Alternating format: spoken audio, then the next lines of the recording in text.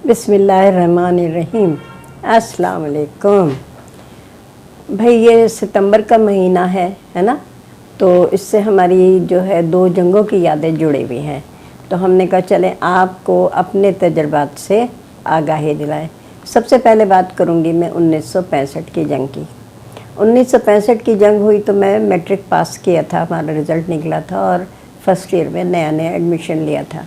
तो उस ज़माने में जो है वो पहली दफ़ा जंग हो रही थी, किसी को ख़बर नहीं थी, कोई डर था ना कोई खौफ। और डर तो खौफ तो हमारी फितरत में है ही नहीं, अल्हम्दुलिल्लाह। वो शुरू से तरबियत ऐसी हुई है कि किसी चीज़ से डर नहीं लगता। डर अल्लाह से लगता है, अपने ईमान की कमज़ोरी से लगता है, आमाल की कमी से लगता है, वैसे डर नहीं लगता। तो 1965 की जंग हुई तो बड़ी एक्साइटमेंट की है, भाई जंग हो गई, इंडिया से जंग हो गई। तो जनाब शाम में जो है वो ऐलान हुआ कि ब्राउन आउट होगा। ब्राउन आउट का मतलब ये होता है कि सूरज की रोशनी जहाँ जहाँ शीशों पे पड़ेगी तो जो दुश्मन के जहाज़ हैं उनको पता चल जाता है कि ये आबादी है। तो वो जंग का एक तौर तरीक़े प्रिवेंशन जो होती हैं वो हैं, और उसमें यह था कि तमाम शीशों की खिड़कियों पे ब्राउन पेपर लगा दिए जाते थे। तो वो ब्राउन आउट तो दिन में रहता था और रात में ब्लैक आउट होता था। तो सायरन बजते थे। अच्छा, पेशावर में जो हमारा घर था वो एयरपोर्ट से मेरे ख्याल 1 या 1.5 किलोमीटर दूर था, ज़्यादा दूर नहीं था। अब वो सायरन बजते थे और हमारे घर में भी बंकर खुदे हुए थे, भागते थे हम लोग, बंकर में जाते थे और एक शोर शराबा होता था, सायरन बज रहा है, भाग रहे दौड़े। मेरे भाई एयरफोर्स में थे, विंग कमांडर मज़हर अली सैयद। उनकी ड्यूटी जो थी वो इस्लामाबाद में यानी GHQ में थी, पिंडी में।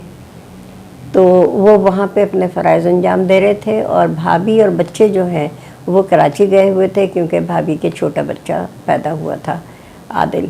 और मैं और मेरी अम्मी, हम 2 जो बस थे, हम पेशावर में थे। बहुत बड़ा घर, यानी एक सिरे से आवाज़ दें तो दूसरे सिरे तक आवाज़ नहीं पहुंचती थी।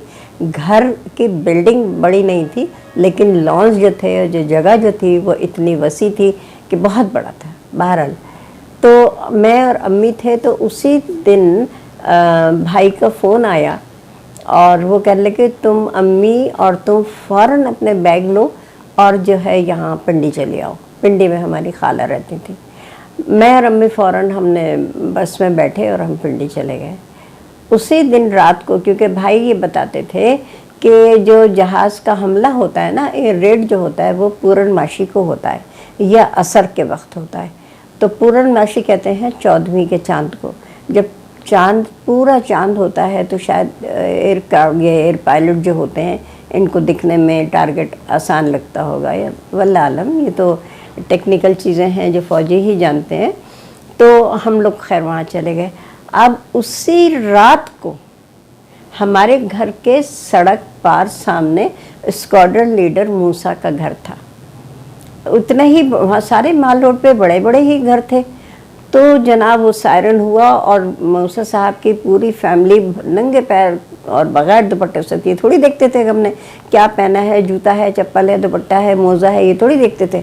बस जो भागे सब, पूरी फैमिली तो उसमें चली गई बंकर में, लेकिन मूसा साहब जो थे वो उनके माथे पे आके बम फटा, उनके घर पे बम फटा और वो उसका जो स्प्लिंटर होता है, जो बम फटने के जो टुकड़े होते हैं, वो मूसा साहब के माथे पे लगा। उनके माथे पे छोटा सा ज़ख्म आ गया। अच्छा, मूसा साहब के आधे घर में ये सुनने वाली बात है कि एक फैमिली लाहौर से 17 अफराद पर मुश्तमिल एक फैमिली लाहौर से डर के मारे पेशावर आ गई थी कि वह लाहौर में तो बहुत ज़्यादा रेड हो रहा था और बहुत जंग छिड़ रही थी। और वहाँ के जो लाहौर के जाले हैं माशाल्लाह बहुत दिलेर लोग हैं, वो तो अपनी छतों पे चढ़ के जो है वो देखते थे कि हमारे पाकिस्तान के और इंडिया के जहाज़ हैं और वो कॉम्बैट हो रहा है और मुकाबले हो रहे हैं और शोर हो रहा है, तो वो तो इंजॉय करते थे। उनके लिए एक तफरीह थी वो लेकिन ये फैमिली जो 17 अफराद पर मुश्तमिल थी, ये मौत से डर के कि मौत जो है अगर बम फट गया हम लोग सब मर जाएंगे, तो वो पूरी फैमिली जो है वो पेशावर मूसा साहब के घर के आधे हिस्से में आ गई थी। आधे, बहुत बड़ा बंगला था, आधे हिस्से में मूसा साहब रहते थे, आधे हिस्से में एक सिविलियन फैमिली रहती थी। तो वो सिविलियन लोग जो 17 लोग थे वो आ गए, और आप यकीन करें बम जो फटा है तो मूसा साहब के घर का सामान खाक हो गया, तबाह हो गया। लेकिन वो आधा हिस्सा जहाँ पे कि वो फैमिली आई थी, वो पूरे 16 अफराद जो है वो लुक़मा अजल बन गए, वो ख़त्म हो गए। सिर्फ उनका जो जहनी माजूर भाई था वो बाथरूम में था, वो बच गया। और उनके घर का सामान यानी घी के डब्बे तक एज इट इज़ रखे रहे। कोई चीज़ उनकी जो है वो घर की ज़रूरत की कोई चीज़ ख़राब नहीं हुई, फर्नीचर ख़राब नहीं हुआ। बस वो सब जो 16 अफराद जो मौत के डर से आए थे, जो जहनी तौर पे नॉर्मल थे, वो जो है लुक़मा अजल बन गए, वो तबाह हो गए। मूसा साहब के जो माथे पे चोट आई थी, फिर सुबह में सब भागे, भाई बम फटा, आवाज़ आई, सब लोग आए। तो मूसा साहब के बेटियों के अतिया मेरी दोस्त थी, वो उसकी अम्मी, ये लोग सब बग़ैर दुपट्टे, परेशान हाल, बग़ैर जूतों के, नंगे पैर, और मूसा साहब के माथे पे था। तो सब ने, वहाँ एयरफोर्स का इलाका था, माल रोड छावनी ज़ाहिर है, तो सब ने उनके जो है देखभाल की, उनका ख्याल किया, सब किया। वो तो ज़िंदा जब होते हैं तो हर चीज़ हासिल हो जाती है, और जब चीज़ें रह जाती हैं और लोग चले जाते हैं तो क्या फ़ायदा उन चीज़ों का, है ना। तो वो देखिए कि जो मौत जो है वो बरहक है, कुल्लुन नफ्सुन ज़ायक़तुल मौत। तो वो मौत से डर कर आए थे, लेकिन मौत ने उन्हें यहाँ पकड़ लिया, क्योंकि उनकी मौत लिखी थी, बरहक थी। और हमारे घर के तमाम शीशे टूट गए, ज़ाहिर है बम के धमाके के कितने वो होते हैं, वो सब टूट गए। और हम पिंडी में थे, फिर पता चला कि इस तरह से हुआ है, अखबारों में आया और सब में आया, हमारे घर पे बम गिरा है।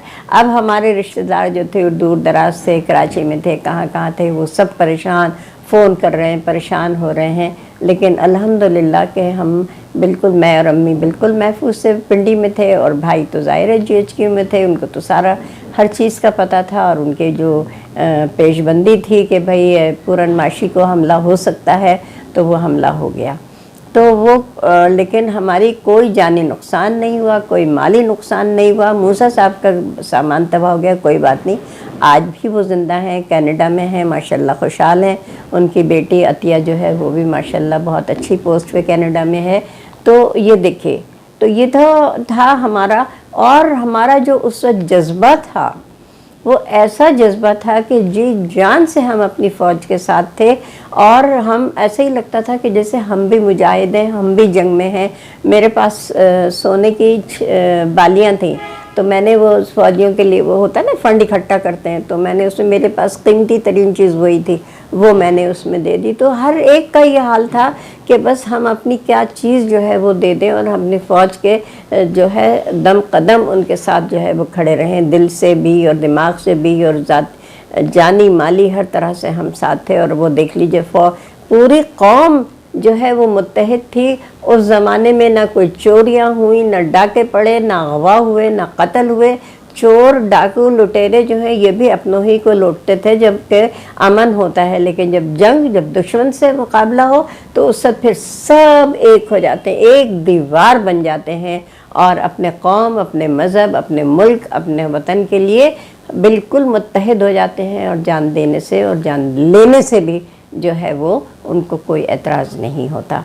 तो ये तो 1965 का था, और भी छोटे छोटे वाक़यात हैं 1965 के, और लेकिन ये अहम वाक़या था, तो मैंने कहा आप लोगों को मैं बताऊं।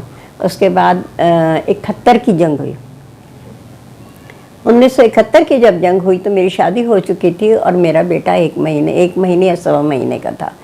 तो हमारा घर जो था ना पेशावर वाला, वो मिट्टी का बना हुआ था, बहुत बड़ा घर, गज चौड़ी दीवारें, और लेकिन मिट्टी का। तो उस पहले ज़माने में क्योंकि एयर कंडीशनर्स का इतना रिवाज नहीं होता था, तो मिट्टी के घर बनते थे जो गर्मियों में ठंडे रहते थे, सर्दियों में गर्म रहते थे। तो हम बड़े सुकून से अपने सारे मौसम गुजारते थे, आराम के साथ, कोई परेशानी तकलीफ नहीं होती थी। तो जब 71 की जंग हुई और इसी तो हमारा घर आपको बताया कि एयरपोर्ट से तकरीबन कोई 1 या 1.5 किलोमीटर के फासले पे था, ज़्यादा दूर नहीं था।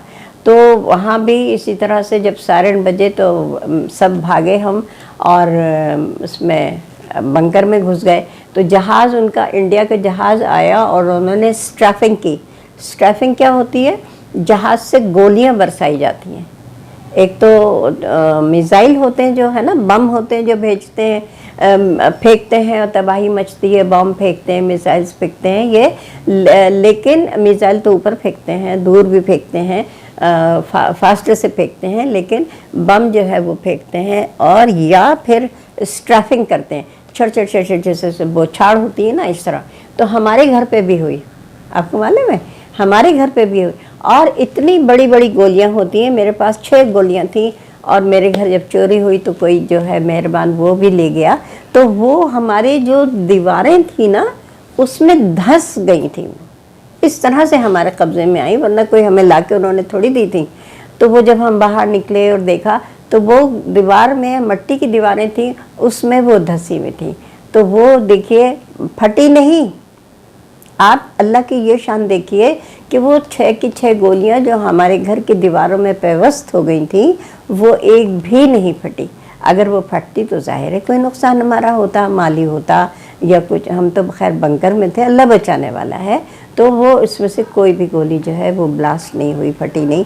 और वो हमने अपने जो है 71 की जंग की उसमें निशानी रख ली थी, जो कि मेरे शौहर भी आर्टिलरी में थे और एंटी एयरक्राफ्ट गन्स भी उन्होंने चलाई थी और उसमें भी थे।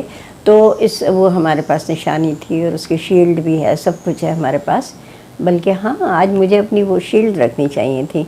तो कोई बात नहीं, अगली वीडियो में, अभी तो छोटे छोटे किस्से और भी हैं। तो आज का ये हम यहाँ पे वीडियो ख़त्म करते हैं और आपसे फिर इंशाल्लाह राब्ता रहेगा, दूसरी वीडियो बनाएंगे और इसका फीडबैक दीजिएगा कि आपको कैसी लगी। और इसमें तो बहुत सारे फ़ौजी फैमिलीज़ भी होंगी, सुन रही होंगी, देख रही होंगी, उनकी भी यादें ताज़ा हुई होंगी, है ना। तो आप कमेंट्स में अपनी यादें भी हमसे शेयर कर सकते हैं। आपको क्या याद आया, आपके साथ क्या गुजरी थी, कैसा वाक़या था, तो ये सब बताइएगा। और इसी तरह से हमसे राब्ता रखिएगा, हमसे जुड़े रहिएगा और हमें अपने फीडबैक ज़रूर दीजिएगा। बहुत शुक्रिया, सलामत रहें।